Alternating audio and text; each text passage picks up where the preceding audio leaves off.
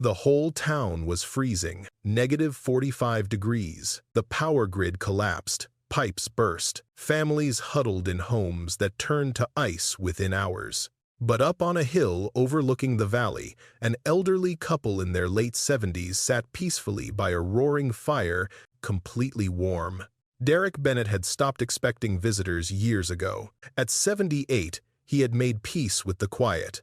The cabin he built with his own hands sat on a gentle rise overlooking Cedar Falls, Minnesota, close enough to see the town's lights twinkling at night, far enough that those lights might as well belong to another world. From his kitchen window, Derek could watch the seasons change over the valley below.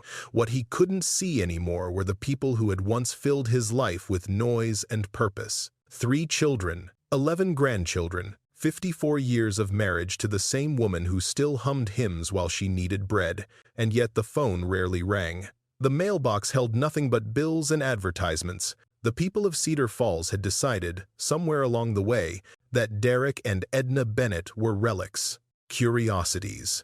The old couple in the strange cabin who refused to join the modern world. That cabin's an eyesore, brings down property values. No internet, no cable, no central heating. How do they even live like that? Someone should talk to them about selling. That land would be perfect for development. Derek never responded to the whispers. He simply bought his groceries, nodded politely at familiar faces, and drove back up the hill to the home that had kept him and Edna alive through every winter for half a century. The home that was about to save 23 lives. The morning of January 14th began like any other winter morning in the Bennett cabin.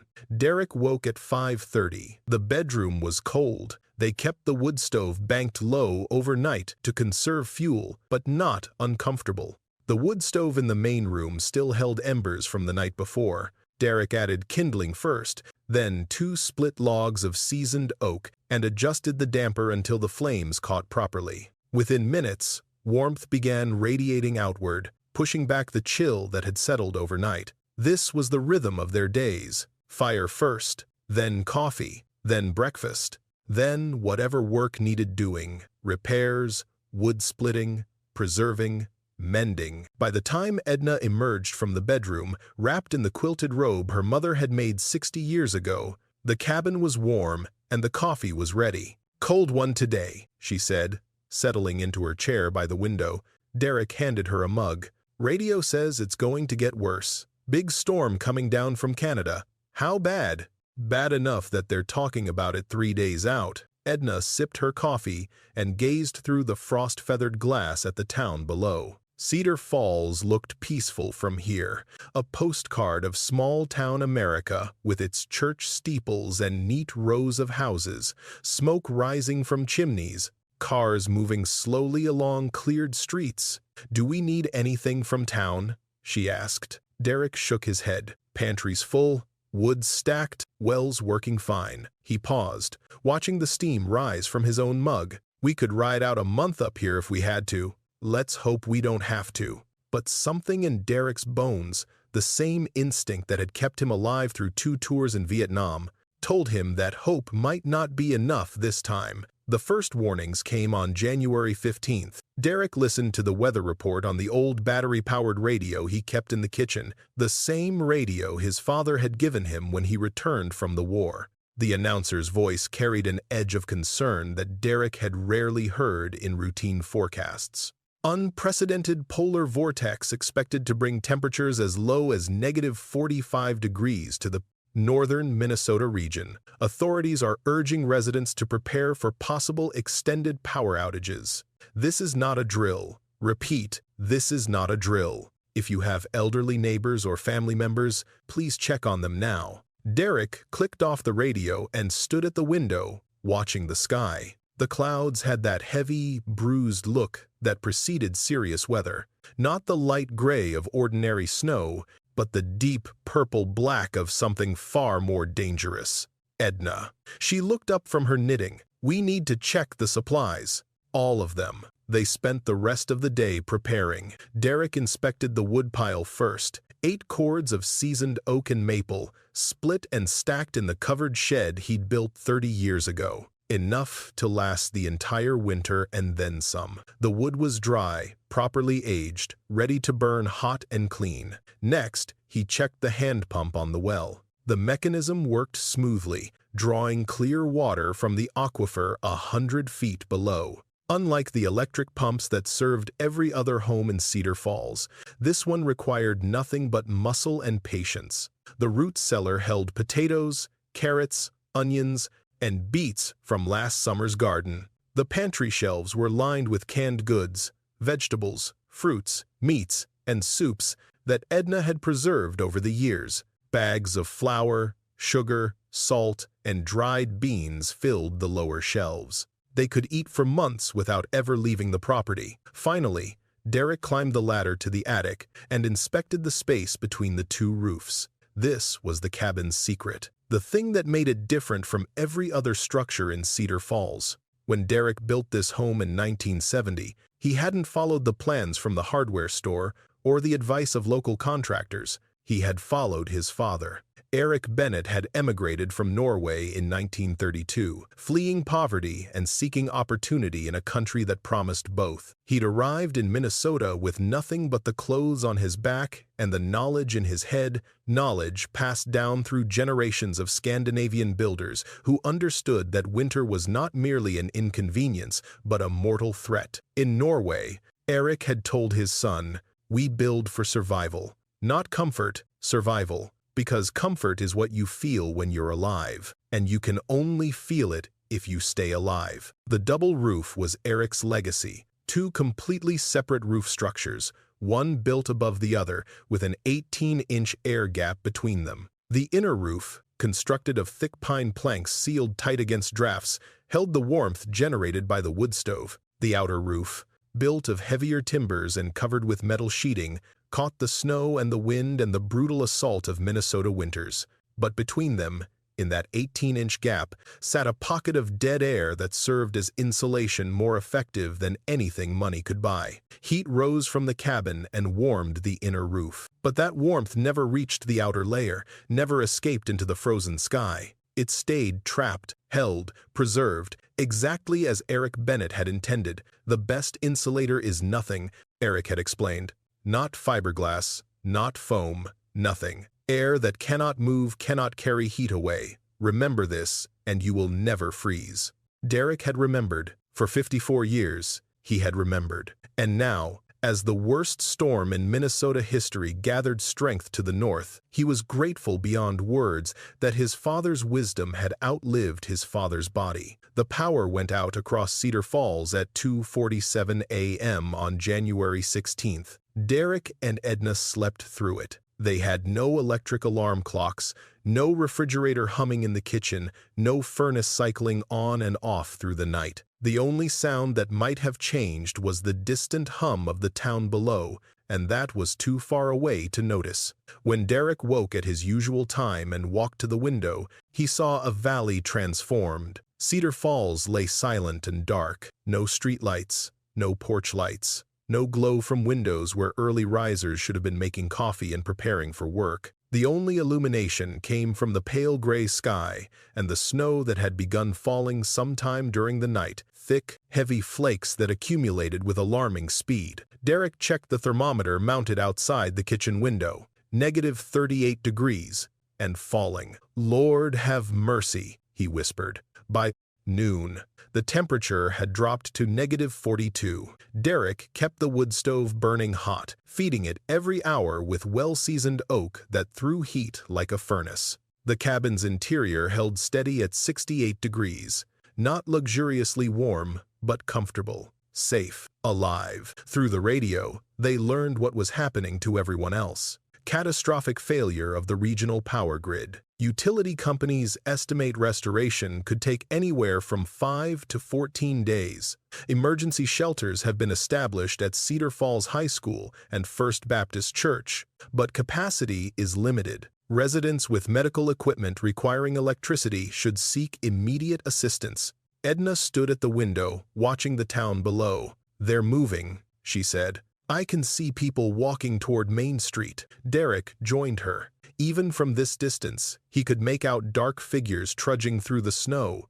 bundled in whatever clothing they could find, heading toward the emergency shelters that might or might not have room for them. "Those shelters won't hold everyone," Derek said, "and if the generators fail—" He didn't finish the sentence. He didn't need to. Edna was quiet for a long moment. Then she turned to her husband with the same expression she'd worn 54 years ago, when she'd agreed to follow him into the wilderness and build a life from nothing. "We have room," she said simply. Derek nodded. He had known, even before she spoke, what they would do. "I'll clear the path to the road," he said. "You start making soup. I have a feeling we're going to have company." The first knock came at 3:15 in the afternoon. Derek opened the door to find Tom Hendricks standing on the porch, his 3 children huddled behind him like frightened chicks.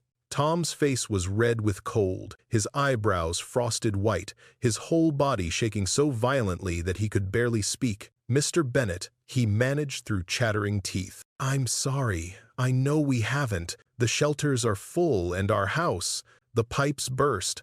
I didn't know where else." "Get inside," Derek said, stepping aside. "All of you, now." The Hendricks children, Emma, who was 12, Tyler, who was 9, and little Jacob, who was only 5, rushed past him toward the fire. They moved like creatures operating on pure instinct, drawn to the warmth the way moths are drawn to flame. Tom hesitated in the doorway, his eyes wet with tears that threatened to freeze on his cheeks. "I don't know how to thank you," he whispered. "Thank me by getting warm," Derek replied. "Edna's making soup. There's plenty." By nightfall, the cabin held 11 people. After the Hendricks family came Jim and Barbara Caldwell, young professionals who had built their dream home on Maple Street 3 years ago, a sleek, modern structure with radiant floor heating and smart thermostats and every convenience technology could provide. The house had dropped to 20 degrees within 6 hours of the power failure. Their 4-month-old daughter, Sophie, had started turning blue before they'd fled. Then came Mrs. Patterson, the 83-year-old widow from the post office, who had walked nearly 2 miles through the snow because she had nowhere else to go and no one to help her. Derek found her collapsed at the end of his driveway, barely conscious, and carried her inside himself. Then Danny Morrison, the 19-year-old who worked at the gas station on Route 7. He'd been at work when the power died and couldn't make it home. He arrived at the Bennett cabin wearing nothing but his work uniform and a thin jacket, his lips blue and his fingers so cold he couldn't feel them. Then Frank Wheeler, the retired sheriff, with his elderly dog Duke, because Frank refused to leave the animal behind, and the emergency shelters didn't allow pets. Derek made room for all of them. He brought out every blanket, every quilt, every pillow the cabin possessed. He fed the wood stove until it glowed, radiating heat like a small sun. Edna moved through the crowded space with kettles of soup and mugs of hot tea, making sure everyone ate, everyone drank, everyone had what they needed to survive. The cabin wasn't large, perhaps 900 square feet, including the small bedroom and the loft above, but somehow everyone fit. Children curled up on the floor near the hearth. Adults sat shoulder to shoulder on the old furniture, sharing body heat, along with the warmth from the stove. Duke the dog claimed a spot by the fire and served as a pillow for little Jacob Hendricks, who fell asleep with his arms wrapped around the animal's neck. And through it all, the temperature outside continued to drop. -44, -45, -46. The windows frosted over completely, turning the outside world into an abstract blur of white and gray.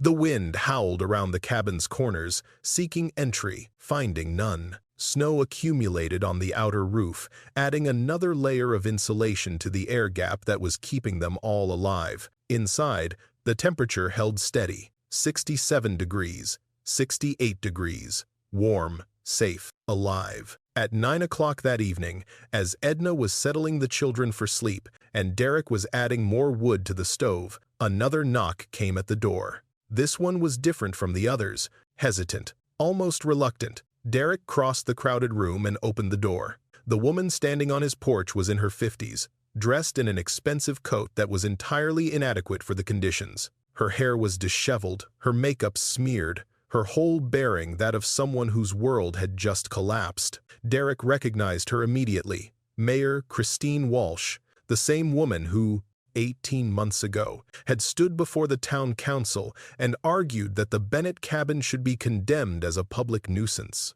The same woman who had called their home an embarrassment to the community and a relic that has no place in modern Cedar Falls. For a long moment, neither of them spoke. Then Christine Walsh's composure crumbled, her face twisted with shame and desperation, and when she spoke, her voice was barely a whisper. "Mr. Bennett, I know I have no right to ask. After everything I said, everything I did," she swallowed hard, "but my house is gone. The pipes exploded. The walls are already icing over. I have nowhere to go. The shelters turned me away. They're only taking families with children now." Her voice cracked. "Please, I'm begging you." Derek looked at this woman who had tried to take his home, who had called him a relic, who had dismissed everything he and Edna had built as worthless and obsolete. Then he looked at Edna, who had appeared at his shoulder and was watching the exchange with calm, knowing eyes. Edna nodded once. Derek stepped aside. "Come in, Mayor Walsh," he said. "There's soup on the stove and a spot by the fire. We'll find you a blanket." Christine Walsh stumbled across the threshold, her body shaking with cold and something deeper than cold. As she passed Derek, she stopped and met his eyes. "I'm sorry," she said, "for everything. I'm so sorry." "I know," Derek replied. "Get warm. We can talk about the rest later." The cabin fell quiet around midnight. 23 people had found shelter within its walls by then. More than Derek had ever imagined the space could hold, yet somehow it was enough. Bodies lay everywhere, on couches, on floors, in the loft above, curled against each other for warmth and comfort. The wood stove crackled softly, throwing dancing shadows across sleeping faces. Derek sat in his chair by the window, too alert to sleep, watching over the people who had become his responsibility. Edna lowered herself into the chair beside him, moving slowly. Her joints bothered her more every year, and took his weathered hand in hers. "Full house," she said quietly, "fuller than it's been in a long time." They sat in silence, listening to the wind outside and the gentle breathing inside. "Do you remember," Edna asked, "when we first moved here? How everyone said we were crazy?" Derek smiled faintly. "Your mother didn't speak to us for a year. She thought we'd freeze to death the first winter. We almost did. That January, when the stovepipe cracked and I had to fix it in the middle of the night." He shook his head. "I thought we were done for, but we weren't." "No, we weren't." Edna squeezed his hand. "Derek, there's something I need to tell you." He turned to look at her, concerned by the change in her voice.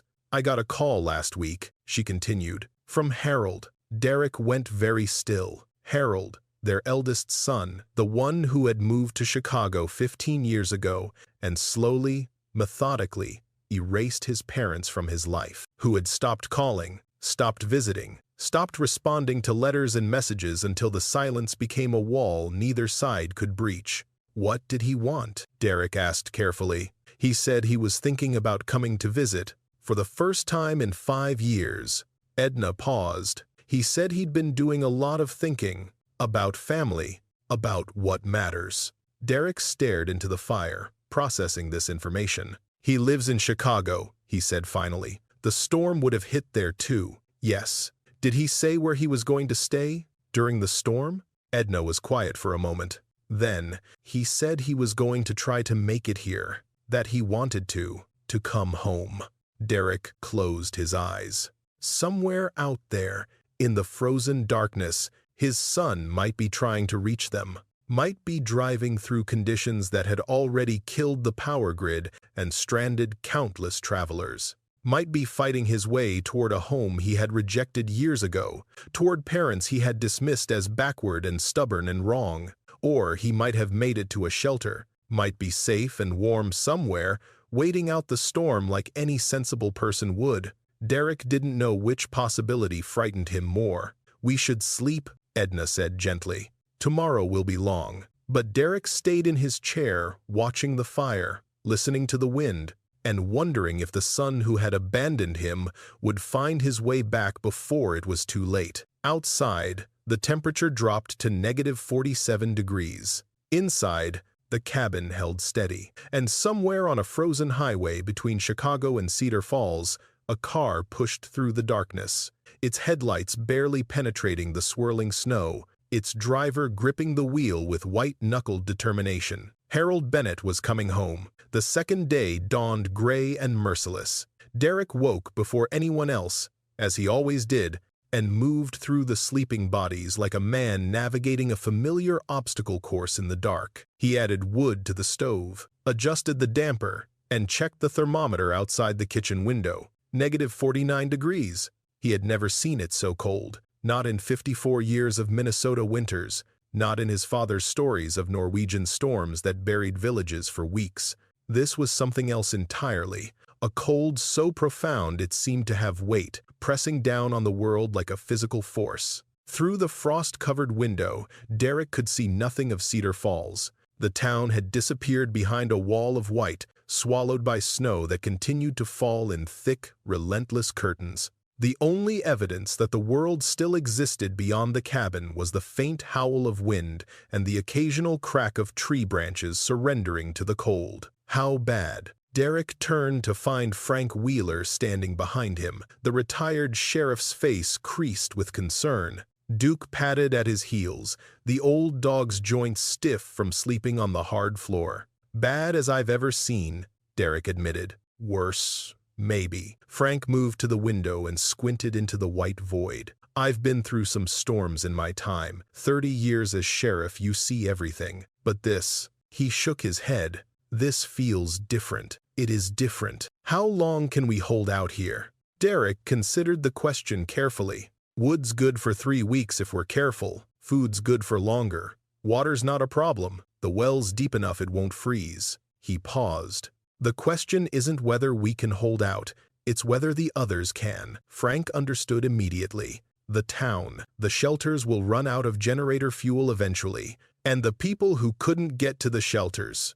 Derek didn't finish the sentence. They stood in silence, 2 old men contemplating a disaster they could do nothing to prevent. "Your father built this place?" Frank asked finally. "I built it, but my father taught me how. Smart man, the smartest I ever knew." By 8 o'clock, the cabin was awake and stirring. Edna had somehow transformed the cramped kitchen into a functioning mess hall, producing oatmeal and coffee for 23 people using nothing but the wood stove and her own quiet determination. The children sat cross-legged on the floor, eating from mismatched bowls. The adults clustered in small groups, speaking in low voices, their faces tight with worry. Jim Caldwell approached Derek as he was bringing in more firewood from the covered porch. "Mr. Bennett, I need to ask you something." Derek set down the logs and straightened, his back protesting the movement. "Ask. Your roof." Jim gestured upward.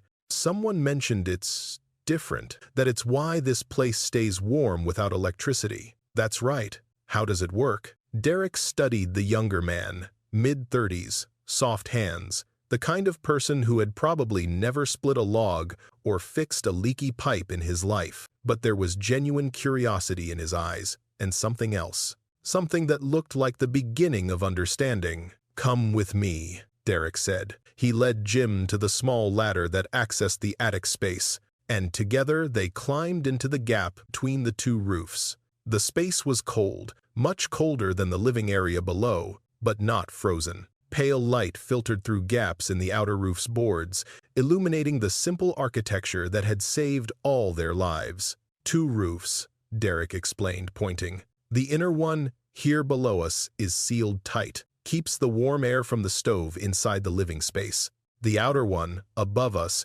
takes the weather, snow, wind, whatever comes, and the gap between them, dead air. Best insulator there is." Derek placed his palm against the inner roof's surface. "Feel this. Warm, right?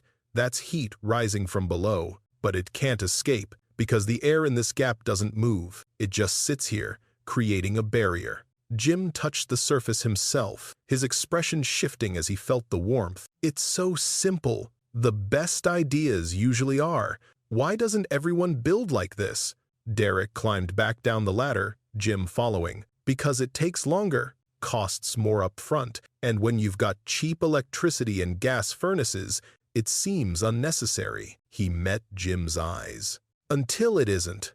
Jim was quiet for a long moment, processing what he'd learned. Then, I built a house that almost killed my family. 3 years ago, spent everything we had on smart technology, energy efficiency ratings, all the things the experts said mattered. His voice cracked slightly. My daughter almost died because I trusted the wrong things. Derek placed a hand on the younger man's shoulder. You're here now. She's here now. That's what matters. But when this is over, you'll know better. And knowing better is the first step to doing better. The morning passed slowly, measured in cups of coffee and trips to the woodpile and the endless, hypnotic howl of wind outside. Derek found himself teaching without intending to. It started with the fire. Tom Hendricks had been adding wood incorrectly, too much at once, smothering the flames rather than feeding them.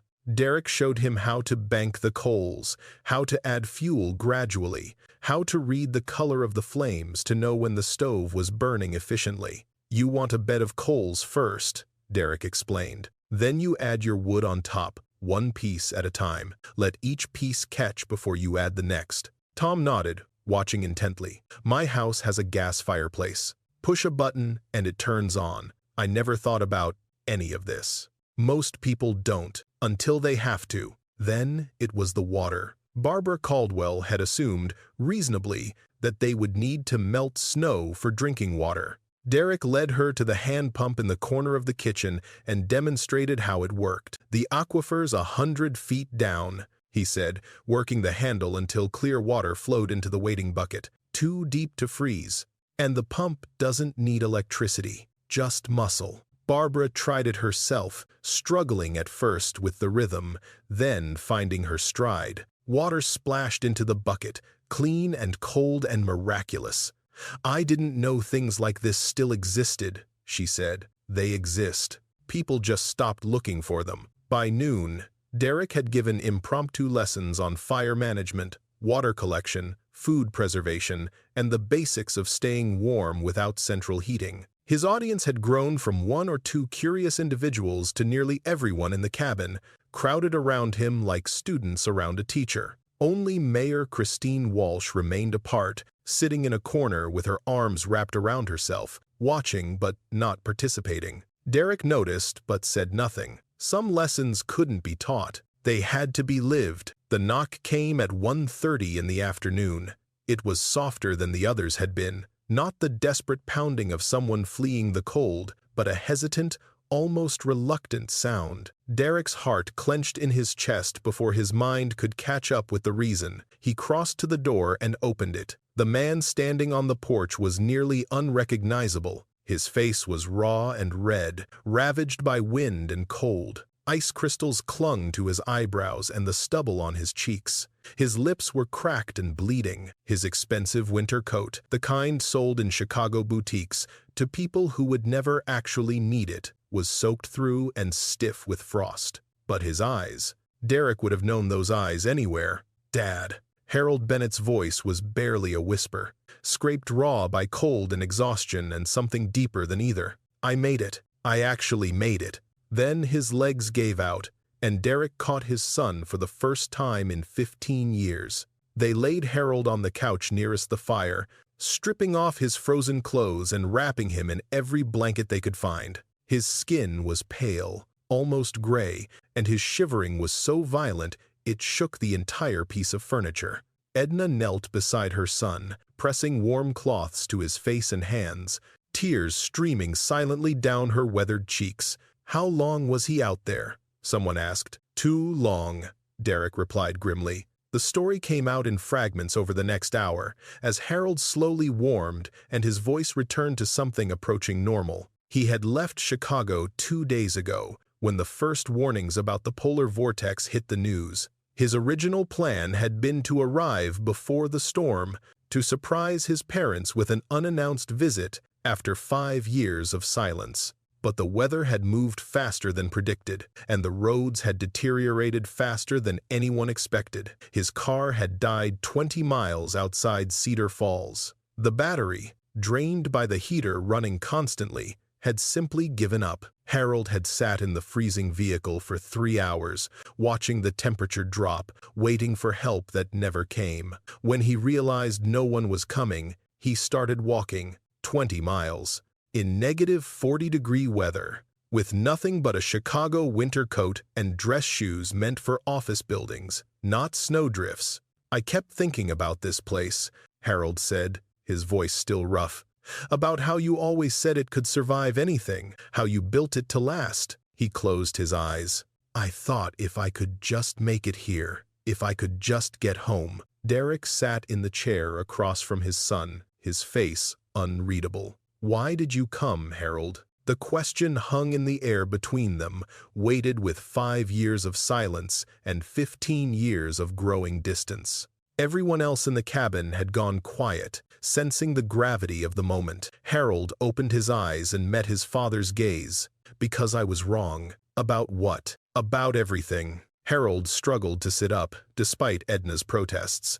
"About you. About Mom. About this cabin. About what matters." His voice cracked. "I spent years telling myself I was too good for this life, that I'd moved beyond it, that you were holding on to the past while I was building the future." He gestured weakly at the warm cabin, at the strangers who had found shelter within its walls, at the storm that raged impotently outside. "But your past saved all these people, and my future almost killed me." Derek was quiet for a long moment. The fire crackled, the wind howled. 22 people held their breath. "You're here now," Derek said finally. "That's what matters. Dad, I'm sorry. I'm so sorry for—" "I know."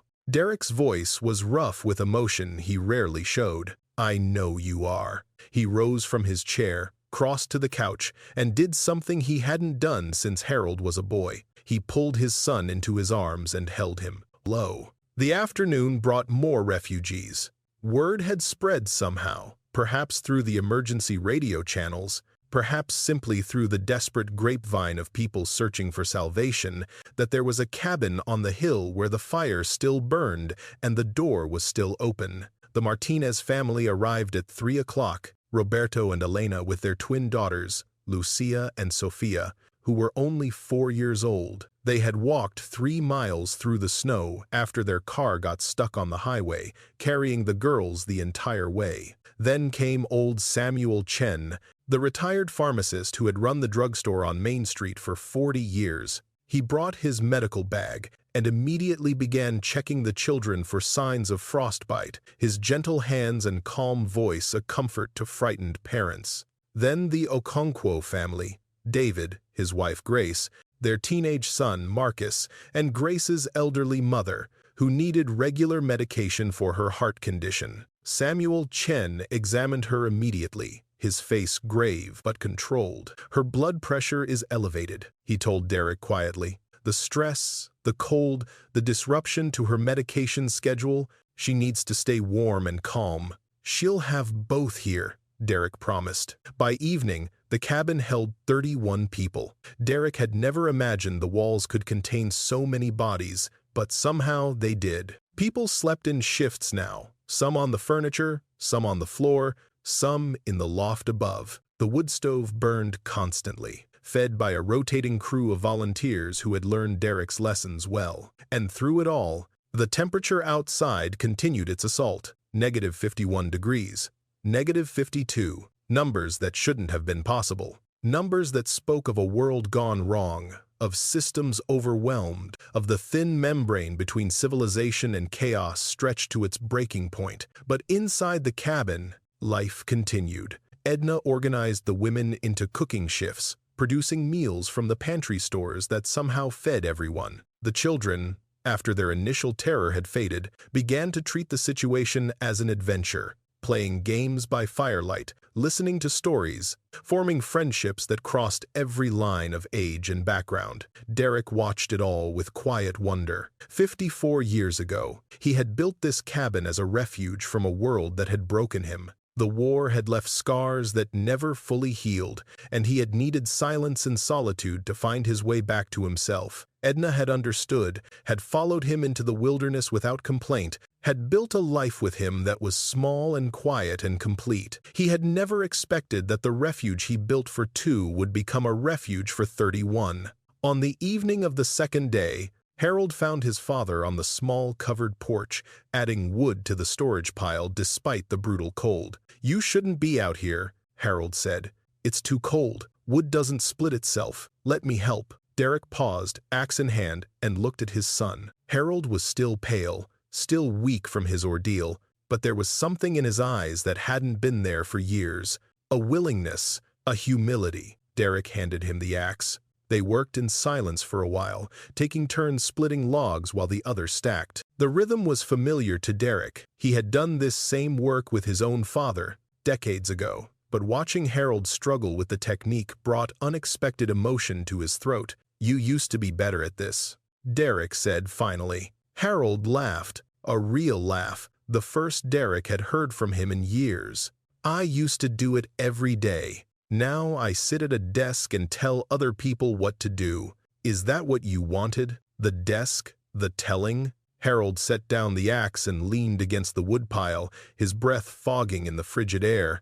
"I thought it was. I thought if I could just get far enough away from this." He gestured at the cabin, the woods, the life his parents had built. "I thought I'd finally be happy." "Were you?" "No." The word came out flat, honest. "I was successful. I was respected. I had money and status and everything I thought mattered." He met his father's eyes. "But I wasn't happy. I don't think I've been happy since I left." Derek was quiet for a moment, processing this confession from the son who had rejected everything he stood for. "Happiness isn't something you find," he said finally. "It's something you build, day by day, choice by choice." He picked up another log and positioned it on the splitting block. "Your mother and I didn't come out here because we were happy. We came out here because we were broken. And we built something that healed us. The cabin. Not just the cabin. The life. The work. The purpose."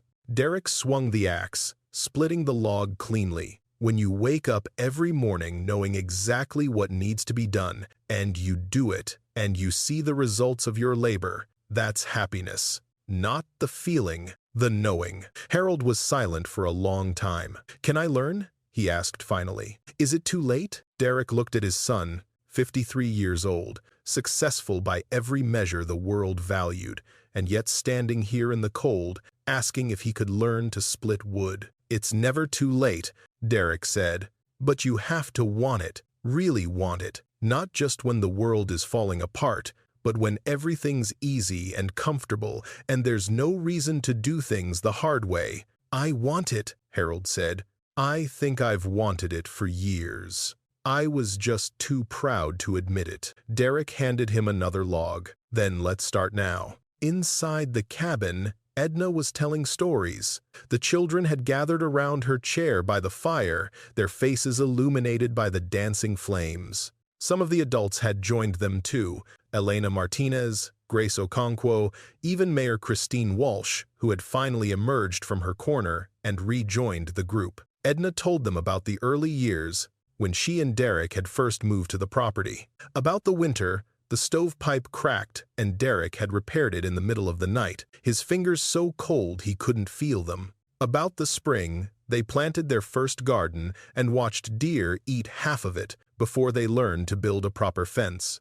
About the summer, Harold was born, right here in this cabin, delivered by Derek himself because the roads were washed out and no doctor could reach them. "You were born here?" young Emma Hendricks asked, her eyes wide. "All 3 of our children were born in this cabin," Edna confirmed. "Harold, then Susan, then Michael." Derek delivered each one of them. "Where are Susan and Michael now?" someone asked. Edna's smile flickered, just slightly. "Susan lives in California. Michael is in Texas. They have their own lives, their own families. She paused. They don't visit much anymore. The room went quiet. Everyone understood what she wasn't saying, that the distance wasn't just geographical, that the children who had been born in this cabin had grown up and left and, like Harold, had decided that their parents' way of life wasn't worth preserving. But Harold came back. Little Jacob Hendricks said, his voice innocent and clear. He walked all the way through the snow to come home. Edna's eyes glistened. Yes, sweetheart, he did. That's because this is a magic cabin, Jacob declared, with the certainty of a 5-year-old. It keeps everyone warm and safe, even when everything else is cold. Edna reached out and touched the boy's cheek. Maybe you're right, she said softly. Maybe it is magic, just not the kind you read about in books. That night, after everyone had settled into their sleeping spots and the cabin had grown quiet, Derek sat alone by the fire. The radio, turned low, crackled with updates that grew more dire by the hour. The death toll across the region had reached 47. Emergency services were overwhelmed. The power grid showed no signs of recovery. Officials were calling it the worst natural disaster in Minnesota history. And tomorrow would be colder still. Derek stared into the flames, thinking about his father. Eric Bennett had died in 1985, in this very cabin, in the bed Derek now shared with Edna. He had been 87 years old, his body worn out by a lifetime of hard work, but his mind sharp until the very end. Remember what I taught you, Eric had said, gripping Derek's hand with surprising strength. Not just the building, the knowing, the understanding of how things work, why they work, what happens when they stop working. I'll remember, Papa. Good, because someday someone will need what you know. Someday, the world will forget how to survive, and it will need people like us to remind it. Derek had thought, at the time, that his father was being dramatic. The world of 1985 had seemed stable, permanent, too advanced to ever need the old ways again. Now, 40 years later, he understood. The world hadn't forgotten how to survive. It had simply convinced itself that survival was someone else's problem, that technology would always work, that systems would always function, that the old knowledge, the wisdom of people who had lived through harder times, was quaint but unnecessary, until a polar vortex proved otherwise. Derek rose from his chair and moved through the sleeping cabin, checking on each person in turn. The Hendricks children, curled together like puppies. The Martinez twins, their small faces peaceful in sleep. Old Mrs. Patterson, whose breathing had grown steadier since Samuel Chen adjusted her positioning. Harold, stretched out on the floor near the fire, his face younger in sleep than it had looked in years. 31 people, 31 lives, 31 reasons to keep the fire burning. Derek added another log to the stove, adjusted the damper, and settled back into his chair. Outside, the temperature dropped to -53 degrees. Inside, the cabin held steady, and somewhere in the frozen darkness, a sound Derek hadn't heard in days reached his ears, the distant wail of sirens, suggesting that somewhere out there, help was finally beginning to mobilize. But they wouldn't arrive tonight, maybe not tomorrow either. For now, this cabin on the hill was all that stood between 31 people and the killing cold. The third day brought the first real crisis. It started with a cough. Little Sophia Martinez, one of the 4-year-old twins, had been sniffling since she arrived. Her mother, Elena, had attributed it to the cold, the stress, the exhaustion of their harrowing trek through the snow. But by morning, the sniffles had become a deep, rattling cough that shook her small body and left her gasping for breath. Samuel Chen examined her by the light of the frost-covered window, his weathered hands gentle as they pressed against her chest and back. Bronchitis, he said quietly to Elena and Roberto, possibly developing into pneumonia. She needs antibiotics, and she needs them soon. Elena's face crumpled. Where are we supposed to get antibiotics? The pharmacies are all closed. The hospitals, I know. Samuel's voice was calm but grave. I have some basic supplies in my medical bag, but nothing that will treat this. If her fever spikes, if her breathing gets worse. He didn't finish the sentence. Derek had been listening from across the room. He approached the group, his face thoughtful. "The clinic on Maple Street," he said. "Doc Harrison's place. He kept a supply room in the back. Antibiotics, basic medications. Would that help?" Samuel's eyes lit up. "If we could access it, yes, but that's almost 2 miles from here, and in these conditions, I'll go." Everyone turned to look at Harold, who had risen from his spot by the fire. He was still pale, still recovering from his own ordeal, but his jaw was set with determination. "Harold, no," Edna said immediately. "You almost died getting here. You can't go back out there." "Mom, I spent 20 years running away from hard things, from responsibility, from this family." Harold met his father's eyes. "Let me do something that matters." Derek studied his son for a long moment. The cabin had gone quiet, everyone watching the exchange. "You can't go alone," Derek said finally. "The buddy system, if something happens to one person, the other can get help. I'll go with him." The voice came from an unexpected source. Mayor Christine Walsh stepped forward, her expensive coat now wrinkled and stained, her politician's composure replaced by something rawer and more human. "I know the clinic," she continued. "I know Doc Harrison. He gave me the tour when we were discussing the town's emergency preparedness plan." She laughed bitterly. "Not that any of our plans accounted for this." Derek looked at the mayor, the woman who had tried to condemn his home, who had called him a relic, who had arrived at his door begging for the shelter she'd once tried to destroy. "You sure about this?" he asked. Christine met his gaze without flinching. "Mr. Bennett, I've spent 3 days watching you and your wife save people, feed people, teach people, while I sat in a corner feeling sorry for myself." She straightened her shoulders. "It's time I did something useful." Derek nodded slowly. "All right, but you do exactly what I tell you, both of you." The next hour was spent preparing. Derek retrieved gear from the storage closet he hadn't opened in years. Snowshoes his father had made by hand, weatherproof parkas lined with wool, face masks designed to prevent frostbite. He showed Harold and Christine how to layer their clothing, how to protect their extremities, how to recognize the signs of hypothermia in themselves and each other. "You've got maybe 45 minutes in this cold," he said. 60 if you keep moving. After that, your body starts shutting down. You get confused. You make mistakes. You die." "Understood," Harold said. "The clinic is southeast of here. Follow the tree line until you hit the old logging road, then follow the road into town. It's the most sheltered route." Derek handed Harold a compass. "If the snow picks up and you can't see, trust the compass, not your instincts. Your instincts will lie to you in a whiteout." Christine took the compass from Harold and studied it. "I haven't used one of these since Girl Scouts." "Then it's a good thing Harold knows the area." Derek turned to his son. "You remember the way?" Harold nodded. "I used to walk to Doc Harrison's for my allergy shots every month. I could do it blindfolded." "Don't get cocky. The cold will kill you faster than confidence." Derek gripped Harold's shoulder. "Get in. Get the medicine. Get out. Don't try to be a hero. Just come home." Harold's eyes glistened. "I will, Dad. I promise." They left at 10 in the morning. The cabin watched them go through frost-covered windows, 2 figures in heavy parkas, moving carefully across the snow-covered hillside, growing smaller and smaller until the white swallowed them whole. Edna stood at the window long after they disappeared, her hands clasped together, her lips moving in silent prayer.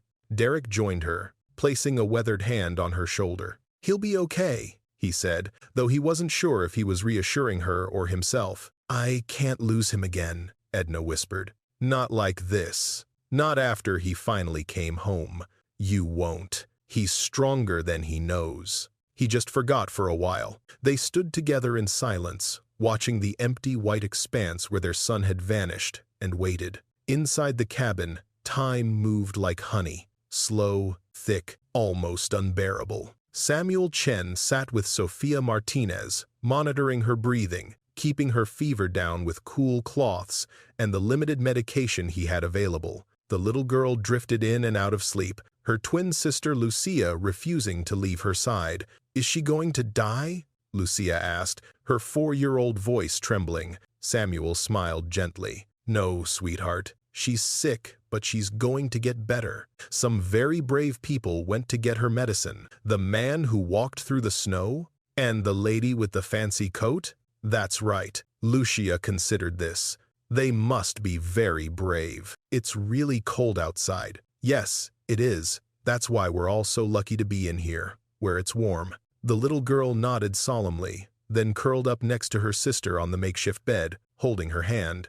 Samuel watched them with an expression that mixed professional concern with something deeper, a grandfather's tenderness, perhaps, for children who weren't his own, but who had somehow become his responsibility. At noon, Derek gathered the able-bodied adults for a lesson. "The worst thing we can do right now is sit and worry," he said. "So we're going to learn something instead." He led them to the small covered porch, where the woodpile was stacked, and began to teach. He showed them how to identify good firewood, the weight of it, the sound it made when knocked together, the way properly seasoned wood had cracks radiating from the center. He demonstrated splitting technique, the angle of the axe, and the importance of letting gravity do most of the work. "You don't swing harder," he explained. "You swing smarter. The axe does the work if you let it." Tom Hendricks tried first, his initial swings clumsy and ineffective. But under Derek's patient guidance, he improved,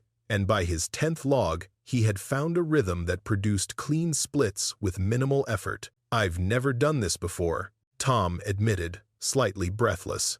"Never even occurred to me that I should know how." "Most people don't think about it," Derek replied, "until the power goes out and the gas stops flowing, and suddenly you realize you don't know how to keep your family warm." Jim Caldwell took a turn next, then Danny Morrison, then Roberto Martinez.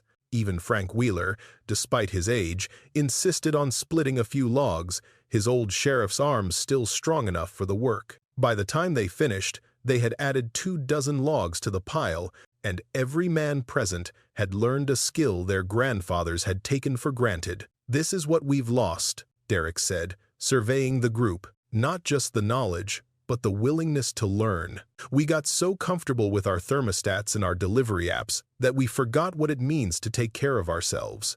"Can it be taught again?" Jim asked. "I mean, after this is over, can people learn this stuff, or is it too late?" Derek considered the question. "It's never too late to learn, but it takes time and practice, and most importantly, it takes wanting to learn." He looked around at the faces watching him. "You're all here because the world forced you to need this knowledge. The question is whether you'll keep needing it after the world goes back to normal." The afternoon crawled past. Edna kept busy in the kitchen, preparing a lunch of soup and bread that somehow stretched to feed 31 people. The children, restless after days of confinement, had invented games to play, hide and seek in the limited space, storytelling competitions, an elaborate fantasy world involving the cabin, the storm, and a cast of characters that grew more complex by the hour. Grace Okonkwo sat with her mother, whose condition had stabilized under Samuel Chen's care. The elderly woman slept most of the time now, her breathing shallow but steady. "She always talked about the old days," Grace said quietly to Edna, who had brought them tea, "about growing up in Nigeria, in a village where they had nothing, no electricity, no running water, just family and community and whatever they could grow or make themselves. She sounds like a wise woman." "She is. I just wish I'd listened more." Grace's eyes filled with tears. "She tried to teach me things. How to cook traditional meals, how to preserve food, how to make do with less. And I was always too busy, too modern, too convinced that I didn't need any of it." Edna sat down beside her. "We all make that mistake. We all think we've moved beyond the old ways, until we find ourselves needing them again. Your husband knows so much, all these skills, all this knowledge. How did he learn it all? From his father. And his father learned from his father before him." Edna smiled. "That's how wisdom survives. Person to person, generation to generation. It's the only way it's ever survived." "Will you teach us?" Grace asked. "Not just the emergency stuff, the survival skills, but all of it, the cooking, the preserving, the making do." Edna took the younger woman's hand. "I would be honored. By 3 o'clock, Worry had become a living thing in the cabin. Harold and Christine had been gone for 5 hours. The trip should have taken 2 hours, 3 at most. Every minute past that window increased the chances that something had gone wrong. Derek stood at the window, his jaw tight, his eyes scanning the white emptiness for any sign of movement. Behind him, the cabin had gone quiet. Even the children seemed to sense that something was wrong, their games abandoned, their voices hushed. Maybe they found shelter somewhere, Tom Hendricks suggested. Waited out a whiteout or something. Maybe, Derek replied, though his voice carried no conviction. Should we send someone to look for them? Jim Caldwell asked. No. If they're lost, sending more people won't help. It'll just give us more people to lose. Derek's hands clenched at his sides. We wait. We trust them to find their way back. Edna appeared at his elbow, her face pale but composed. Derek, come away from the window. You staring at the snow won't bring them home any faster. I can't just— Yes, you can. You can come sit down and have some tea and trust your son to do what he needs to do. Her voice was firm but gentle. You taught him, remember? All those years ago before he left. You taught him everything you knew. He forgot most of it, did he? Or did he just push it aside for a while? Edna guided him away from the window. Some knowledge doesn't disappear, Derek. It waits. And when you need it, it comes back. At 4:17 in the afternoon, young Marcus Okonkwo shouted from the loft. Someone's coming. I can see 2 people. The cabin erupted into motion. Derek reached the window first, his heart hammering against his ribs, his eyes straining to see through the frost. 2 figures, moving slowly but steadily up the hillside, supporting each other against the wind. Harold and Christine. Derek was out the door before anyone could stop him, plunging into the brutal cold, wading through snow that reached his knees. Edna followed, then Tom and Jim and Danny, a rescue party that met the returning heroes halfway down the slope. Harold's face was white with exhaustion, his eyebrows frozen solid, his lips cracked and bleeding, but in his arms he clutched a bag, a medical bag, bulging with supplies. We got it, he gasped as Derek reached him. Antibiotics, fever reducers, even found some oxygen canisters in the back room. Doc Harrison had a whole emergency supply. He managed a weak smile. Building was frozen solid, but the supply room was insulated. Everything was fine. Christine Walsh was in even worse shape. She'd twisted her ankle on the return journey and had been limping the last mile, supported by Harold. But her eyes were bright with something that looked like triumph. We did it, she said to Derek. We actually did it.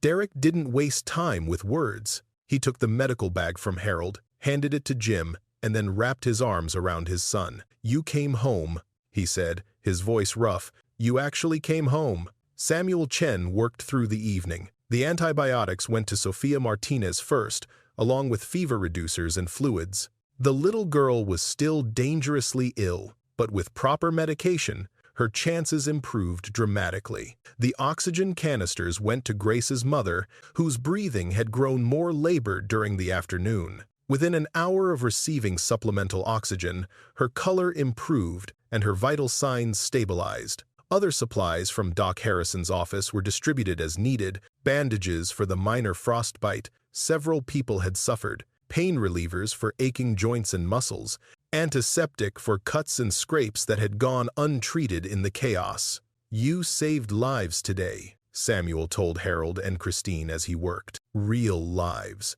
Not hypothetically, not abstractly. That little girl would have died without those antibiotics. Harold sat by the fire, wrapped in blankets, still shivering from his ordeal. But he was smiling. It felt good, he admitted. Actually doing something instead of just talking about doing something. Christine, her ankle wrapped and elevated, nodded in agreement. I've spent my entire career making decisions that affected people's lives. Budget allocations, zoning laws, emergency plans. She laughed bitterly. But I never actually helped anyone. Not like this. Not face to face, life to life. Derek brought them both hot soup and settled into his chair across from them. That's the difference, he said, between power and service. Power is what you do from a distance. Service is what you do up close. Christine was quiet for a long moment. Then, "Mr. Bennett, I owe you an apology. You already apologized. First night. No, I mean a real apology. Not just for showing up at your door asking for help I didn't deserve." She set down her soup and met his eyes. 18 months ago, I stood in front of the town council and argued that this cabin should be condemned. I called it an eyesore. I said it had no place in modern Cedar Falls. I remember. I was wrong, not just about the cabin, about everything it represents. I thought progress meant moving forward, leaving the past behind. I thought modern was always better than old. She gestured at the warm cabin, at the 31 people it sheltered, at the storm raging impotently outside. But this is what survives. Not my smart home with its app-controlled thermostat. This. Derek was silent for a moment, considering her words. "Progress isn't bad," he said finally. "Technology isn't bad, but it's a tool, not a foundation. You can't build a house on tools alone. You need knowledge, skill, understanding. You need to know what to do when the tools fail. And most of us don't. No, most of you don't." Derek's voice was kind, but honest. "That's not your fault. You grew up in a world where the tools always worked. Why would you learn anything else?" "But we should have," Christine's voice cracked with emotion. "We should have listened to people like you, instead of dismissing you as relics." Well, Derek allowed himself a small smile. "You're listening now. If you're enjoying this story, I'd love to hear, have you ever changed your mind about someone after seeing them in a crisis? Share in the comments below." That night, something shifted in the cabin. It wasn't anything dramatic, no announcement, no formal change. But the atmosphere had transformed somehow, becoming less like a refugee shelter and more like a community. Perhaps it was Harold and Christine's successful mission, proof that ordinary people could accomplish extraordinary things when necessity demanded it. Perhaps it was the simple accumulation of 3 days living in close quarters, sharing meals and stories and the warmth of a single fire. Whatever the cause, the cabin felt different now. Edna noticed it first, the way people had begun helping each other without being asked. Barbara Caldwell had taken over diaper duty for the Rodriguez baby, giving the exhausted parents a chance to rest. Marcus Okonkwo was teaching the younger children card games his grandmother had taught him. Mrs. Patterson, despite her age and frailty, had appointed herself the cabin's organizer, keeping track of supplies and schedules with the precision of someone who had run a post office for 40 years. "We're becoming something," Edna said quietly to Derek as they prepared for bed. "Something more than strangers waiting out a storm." "People do that," Derek replied. "When they're forced together, when they have to depend on each other, they become a community. It's the most human thing there is. It's what we lost, isn't it? In the modern world, all those houses full of people who don't know their neighbors, don't need their neighbors, don't even see their neighbors." Derek nodded. "Technology made us independent, which sounds good until you realize that independence is just another word for isolation." Edna was quiet for a moment, listening to the sounds of the cabin settling into sleep, the murmur of voices, the crackle of the fire, the soft breathing of children who had found safety in a world gone cold. "Maybe something good will come of this," she said. "When it's over, maybe people will remember what it felt like to need each other. Maybe." Derek wasn't optimistic. He had lived long enough to see how quickly people forgot lessons written in crisis. But maybe this time would be different. Maybe 31 people sharing one cabin for one impossible week would plant seeds that survived the spring. "Get some sleep," he told his wife. "Tomorrow will be another long day. Will you sleep?" Derek looked toward the window, where frost had formed patterns like frozen ferns on the glass. Beyond it, invisible in the darkness, the storm continued its assault. "Eventually," he said. "Eventually." The 4th day brought tentative hope. The radio reported that temperatures had stabilized, still brutally cold at -48 degrees, but no longer dropping. Power crews were working around the clock to restore the grid, and officials estimated that some areas might have electricity within 48 hours. But along with hope came a new challenge. The woodpile was shrinking. Derek had calculated for a household of 2, with reserves for emergencies. He had not calculated for 31 people generating body heat that required constant compensation, using water that had to be pumped and heated, cooking meals that demanded fuel. At the current rate of consumption, they had perhaps 4 days of wood remaining. "Can we get more?" Harold asked when Derek shared the news with him. "There's timber in the forest, but it's green, won't burn properly. Good firewood needs to be cut and dried for at least 6 months." Derek shook his head. "We could try to salvage wood from abandoned structures in town, but that would mean another expedition in this cold. I could go—" "No, you're still recovering, and we can't risk losing you again." Derek thought for a moment. "We'll conserve, keep the fire smaller, add more blankets. Body heat will help. 31 people generate a lot of warmth on their own. Will it be enough? It'll have to be." The conservation measures were harder than Derek expected. Not physically. The adjustments to the fire were simple enough, and people adapted quickly to wearing extra layers indoors. But psychologically, the reduced flames felt like defeat. The roaring fire that had welcomed refugees, that had symbolized safety and warmth, was now banked to a modest glow that barely pushed back the cabin's growing chill. Temperatures inside dropped from 68 degrees to 62, then to 58. The children stopped playing and huddled under blankets. The elderly complained of aching joints. Even the healthy adults began to feel the bite of cold that seeped through walls no longer fully warmed. "We're losing," Tom Hendricks said quietly to Derek on the afternoon of the 4th day. "Slowly, but we're losing." "We're not losing," Derek replied. "We're adapting. There's a difference." "What's the difference?" "Losing means giving up. Adapting means changing your approach while you keep fighting." Derek looked around the cabin, at the people huddled together, sharing warmth, enduring discomfort without complaint. "Look at them. Nobody's quitting. Nobody's panicking. They're cold and tired and scared, but they're holding on. Because of you. Because of each other." Derek shook his head. "I built the walls. I taught them how to survive, but they're the ones doing the surviving. That's something no one can give you. It has to come from inside." On the evening of the 4th day, the radio brought news that changed everything. Power has been restored to the eastern grid sector, including portions of Cedar Falls. Utility crews are working through the night to expand coverage. Residents in restored areas are asked to limit electricity use to essential functions only. The cabin erupted in cheers. "Power!" Barbara Caldwell shouted. "They're getting the power back. How long until it reaches us?" someone asked. "Could be hours," Frank Wheeler said, his old sheriff's instincts parsing the announcement. "Could be another day or two." They have to prioritize. Hospitals, emergency services, then residential areas. "But it's coming," Elena Martinez said, tears streaming down her face. "It's actually coming." Derek allowed himself a cautious smile. The news was good, better than good, but he had lived through enough winters to know that hope was a dangerous thing. It could make you careless.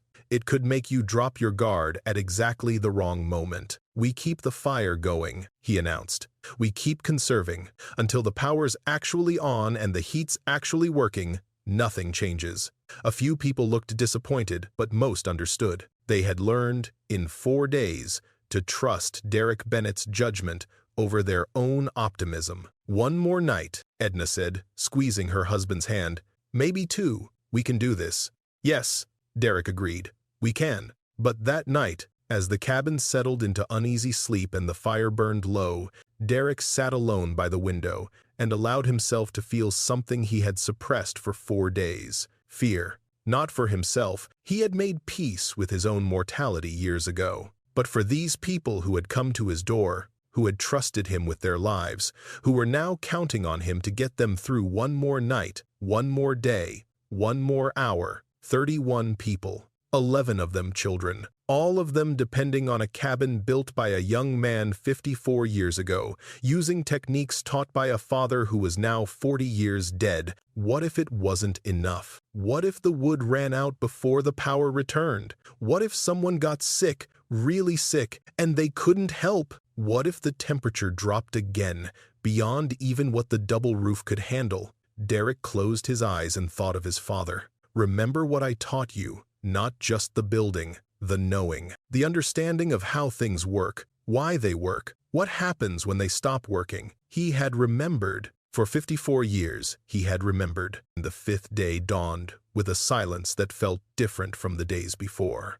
Derek woke in his chair by the window. He had never made it to bed and immediately sensed the change. The wind had stopped. For 5 days, it had howled around the cabin like a living thing, clawing at the walls, screaming through every gap and crack. Now, there was nothing, just stillness. He rose stiffly, his 78-year-old joints protesting, the night spent upright, and moved to the window. The frost had formed thick patterns on the glass, but through them he could see something he hadn't seen in nearly a week. Blue sky. Not much, just a pale strip along the eastern horizon, barely visible through the lingering clouds. But it was there. The storm was breaking. Derek? Edna had appeared beside him, wrapped in her quilted robe, her gray hair loose around her shoulders. Look, he said, pointing. She squinted through the frost, and then her hand found his and squeezed. It's ending, she whispered. It's finally ending. The morning brought a flurry of activity. The radio confirmed what the sky had suggested. The polar vortex was retreating northward. Temperatures were expected to rise over the next 48 hours, and power restoration was proceeding faster than expected. Some neighborhoods in Cedar Falls already had electricity. Others would follow throughout the day. But the cabin remained dark. The hill where Derek and Edna lived was at the end of a long power line that served only a handful of properties. It would be among the last to be restored. Doesn't matter, Derek said when someone expressed frustration at the news. We've made it this far. Another day or two won't break us. But privately, he was worried. The woodpile had dwindled to less than 2 days' supply. They had stretched it as far as possible. Smaller fires, more blankets, bodies huddled together for warmth. But physics was physics. You couldn't create heat from nothing, and they were running out of something. Harold found him on the porch that afternoon, stacking the remaining logs for easier access. How bad is it? Harold asked. Derek didn't bother lying. Bad. If the power doesn't come back by tomorrow night, we'll have to start burning furniture. The furniture? The old dresser in the bedroom, the bookshelf in the corner, anything made of solid wood that we can break down. Derek shook his head. It's not ideal. Furniture wood doesn't burn as clean as proper firewood, but it's better than nothing. Harold was quiet for a moment, watching his father work. Then, what about the trees? The ones around the cabin? Green wood won't burn properly. Too much moisture. You'd just fill the cabin with smoke. But if we cut it and dried it, takes months, son. We don't have months. We might not have days. Harold absorbed this, his face tight with frustration. There has to be something we can do, something more. Derek set down the log he was holding and turned to face his son. Harold, listen to me. His voice was calm but firm. We have done everything possible. We have stretched our resources, shared what we had, kept 31 people alive through the worst storm in Minnesota history. Whatever happens next is out of our hands. But, no, this is something you need to understand. Derek gripped his son's shoulder. You can prepare. You can plan. You can work harder than anyone else and know more than anyone else. But at some point, you've done everything you can, and you have to let go. You have to trust that it will be enough. And if it isn't? Derek was quiet for a long moment. The pale winter sun cast long shadows across the snow, and somewhere in the distance, a bird called, the first bird song they had heard in days. Then, we'll face that together, he said finally. All of us. That's what community means. Not that bad things don't happen, but that when they do, you don't face them alone. That evening, Edna did something she hadn't done in years. She played the piano. The old upright had sat in the corner of the cabin for decades, a relic from her mother's house that she couldn't bear to part with. It was out of tune, hopelessly so, and several keys stuck when you pressed them. But as the sun set on the 5th day and the cabin grew cold despite the small fire, Edna sat down on the worn bench and began to play. The song was Amazing Grace. Her fingers found the notes from memory, moving across the yellowed keys with a grace that belied their stiffness. The sound was imperfect, wavering notes, missed beats, the occasional clunk of a stuck key, but it was beautiful nonetheless. One by one, the cabin fell silent. The children stopped their games. The adults set down their tasks. Even the babies seemed to quiet, as if recognizing something sacred in the moment. And then, softly at first, voices began to join. Edna didn't know who started singing. Maybe it was Mrs. Patterson, the old widow from the post office, whose church-trained alto could still hold a tune. Maybe it was Grace Okonkwo, whose Nigerian hymns had echoed through the cabin on previous nights. Maybe it was one of the children, innocent voices lifted in a song they half remembered from Sunday school. But within moments, everyone was singing. Amazing Grace, how sweet the sound, that saved a wretch like me. I once was lost, but now am found. Was blind, but now I see. Derek stood at the edge of the room, watching his wife play. Listening to 30 voices rise together in the cramped space, his throat tightened with emotion he couldn't name. This was it. This was what survival really meant. Not just keeping bodies warm and bellies full, but keeping spirits alive, keeping hope burning when everything outside was cold and dark and deadly. His father had taught him how to build a cabin that could withstand any winter. But Edna had built something even more important. She had built a family out of strangers, a community out of refugees, a chorus out of people who had arrived at their door with nothing but fear and desperation. The song ended, and for a moment, the cabin was silent. Then little Jacob Hendricks spoke up from his spot by the fire. "Can we sing another one?" Edna smiled, her eyes bright with tears, and turned back to the piano. They sang until midnight, hymns and folk songs and Christmas carols. Even though Christmas was weeks away, they sang until voices grew hoarse and children fell asleep and the fire burned down to embers that cast dancing shadows on the walls. And when they finally stopped, when the cabin settled into exhausted silence, something had changed. They weren't just survivors anymore. They were family. If this moment touched your heart, take a second to share this story with someone who needs to hear it. And stay with me. We're almost at the end. The 6th day brought a miracle. It started with a rumble, deep and mechanical, audible even through the cabin's thick walls. Derek was at the window immediately, his heart pounding with desperate hope. A convoy was making its way up the hill. 3 National Guard vehicles, their heavy tires churning through snow that would have stopped any civilian car. Behind them, a utility truck with the power company's logo on the side. "They're here," Derek breathed. "They're actually here." The cabin erupted into chaos. People rushed to windows, crowded onto the porch, shouted and waved at the approaching vehicles. Children who had been listless with cold suddenly found reserves of energy, jumping and cheering as the trucks drew closer. A young National Guard officer was the first to reach the door. "Mr. Bennett?" he asked, slightly out of breath from the climb.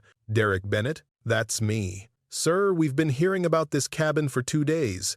Everyone we rescued kept talking about the place on the hill that stayed warm." The officer looked past Derek at the crowded interior, his eyes widening. "How many people do you have in here?" 31, 32, counting myself. "In this space? It's bigger than it looks." The officer shook his head in disbelief. "Sir, I've been doing rescue operations for 3 days. We've found people frozen in houses twice this size. I don't know how you managed this, but..." He trailed off, apparently unable to find words adequate to the situation. "Can you help us?"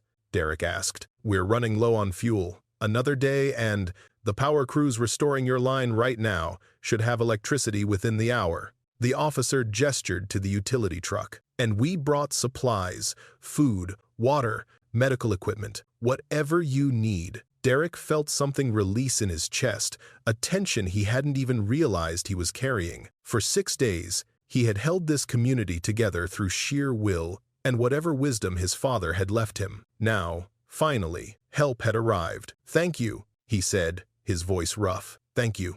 The power came back at 2:47 inches the afternoon. Someone had left a lamp plugged in, and when the electricity surged through the restored lines, it flickered to life. A small, ordinary miracle that drew gasps from everyone in the cabin. "We have power," Barbara Caldwell shouted, as if announcing the second coming.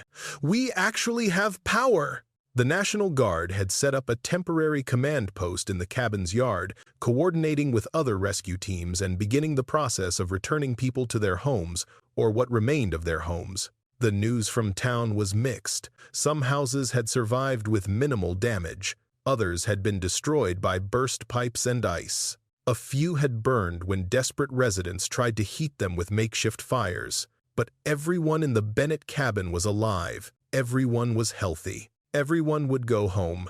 The first to leave were the families with young children. Tom Hendricks loaded his kids into a National Guard vehicle, pausing at the door to shake Derek's hand. "I don't know how to thank you," he said, echoing the words he'd spoken when he first arrived. But they meant something different now, deeper, more profound. "Just remember what you learned," Derek replied. "Pass it on to your kids. Make sure they know how to survive without pressing a button." "I will. I promise." The Martinez family went next, little Sophia wrapped in blankets and clutching the stuffed bear Mrs. Patterson had given her. The antibiotics had worked, her fever had broken on the 5th day, and Samuel Chen had declared her out of danger. She would recover fully. "Gracias," Roberto said, his eyes wet. "For everything. For my daughter's life." Derek just nodded. There were no words for what had passed between them. One by one, the families left. The Caldwells, with their infant daughter who had almost frozen in their smart home. The Okonkwo's, Grace's mother stable enough now to travel. Danny Morrison, the gas station kid who had arrived in nothing but his work uniform. Mrs. Patterson, who hugged Edna for a full minute before allowing the National Guard to help her down the hill. By evening, only a handful of people remained. Frank Wheeler and Duke, waiting for a ride to his nephew's house across town. Samuel Chen, who had insisted on staying until the last person was safely evacuated. Mayor Christine Walsh, whose ankle had healed enough for walking but who seemed reluctant to leave. And Harold. The conversation happened after dinner. Most of the remaining guests had fallen asleep, exhausted by the day's emotional upheaval. Derek and Harold sat on the covered porch, watching the stars emerge in a sky that had finally cleared. "I called Susan and Michael," Harold said quietly, "while you were helping with the evacuations." Derek looked at his son. "How are they?" "Worried." The news coverage of the storm reached California and Texas. "They didn't know if you and Mom were alive or dead." Harold paused. "They want to come visit. As soon as the airports reopen, that would be nice." "Dad." Harold turned to face his father. "I want to stay." Derek waited, not just for a visit. "I mean stay. Move back here. Learn everything you can teach me. Help you maintain this place." Harold's voice was steady but emotional. "I've spent my whole life running from who I am, from where I came from. And this week showed me exactly where that running got me. Nearly dead in a snowbank, crawling back to the only place that could save me. What about your job? Your life in Chicago?" "My job is pushing papers for people who don't care about anything except money. My life in Chicago is an apartment I barely see and relationships I barely maintain." Harold shook his head. "That's not living, Dad. That's existing. And I'm tired of just existing." Derek was quiet for a long moment, processing his son's words. For 15 years, he had mourned Harold's absence. The son who had rejected everything he stood for, who had disappeared into a world Derek didn't understand or belong to. Now that son was sitting beside him, asking to come home. "It won't be easy," Derek said finally. "This life takes work, real work, physical work, and you're not 25 anymore." I know. You'll have to learn everything from scratch. How to chop wood, how to maintain the systems, how to survive when everything goes wrong. I know. And your mother will cry. She'll cry for a week when she realizes you're actually staying. Harold laughed, a wet, emotional sound. I know that too. Derek looked at his son, really looked at him, and saw something he hadn't seen in 15 years. The boy he had raised, the young man he had taught, the son he had loved even when that love wasn't returned. "Welcome home, Harold," he said. "Welcome home." The seventh day was for goodbyes. Frank Wheeler left in the morning, Duke padding contentedly beside him. The old sheriff had been transformed by the week, his cynicism softened, his faith in humanity restored. "You know," he told Derek, 30 years as sheriff, "I thought I'd seen everything people were capable of, the worst of human nature. But this week," he gestured at the cabin, "this week showed me the best. And I think I needed to see that before I die." Samuel Chen was the last of the guests to go. "What you did here should be studied," he told Derek as they shook hands. "Not just the building, the community. How you brought people together, gave them purpose, made them feel safe. That's medicine too, you know. Maybe the most important kind. Just treated people the way I'd want to be treated," Derek replied. "Nothing special about that. That's where you're wrong, Mr. Bennett." Samuel smiled. "These days, that's the most special thing there is." Mayor Christine Walsh left last. She stood on the porch with Derek and Edna, looking out over the valley where Cedar Falls was slowly coming back to life. Smoke rose from chimneys again. Cars moved on, cleared roads. The town that had nearly died was breathing once more. "Mr. Bennett," Christine said, "I owe you more than an apology. I owe you a debt I can never repay. You don't owe me anything." "Yes, I do, and not just for saving my life." She turned to face him. "You saved this town. Not single-handedly, you're too modest to accept that, but without this cabin, without your knowledge, without your willingness to open your door to people who had done nothing but disrespect you, the death toll would have been catastrophic." Derek said nothing. There was nothing to say. "I'm going to do something," Christine continued. "When I get back to town, when things settle down, I'm going to propose the creation of the Bennett Resilience Center." "What?" "A place where people can learn what you know. Building techniques, survival skills, traditional knowledge, all of it. Not as a museum, but as a school. So that the next time something like this happens, and there will be a next time, people will be ready." Derek stared at her. "You want to teach people to be self-sufficient? That's not exactly the kind of thing town councils usually support. This town council will, trust me." Christine's expression was fierce with determination. "And if they won't, I'll make sure they do. I have some political capital saved up, and I can't think of a better way to spend it." She extended her hand, and Derek shook it. "Thank you," she said, "for everything, for the shelter, for the lessons, for the second chance. Thank you for having the courage to ask for it." Christine Walsh walked down the hill, climbed into the waiting car, and drove away. Derek and Edna watched until she disappeared around the bend in the road. "Well," Edna said, "that's everyone." "Not everyone." Derek looked toward the cabin, where Harold was visible through the window, adding wood to the stove. "Not quite everyone." The weeks that followed were a blur of activity. Cedar Falls slowly returned to normal, or something like normal. Houses were repaired, pipes were replaced, lives resumed their familiar rhythms. But something had changed. The people who had sheltered in the Bennett cabin didn't forget what they'd learned. They didn't forget what they'd experienced.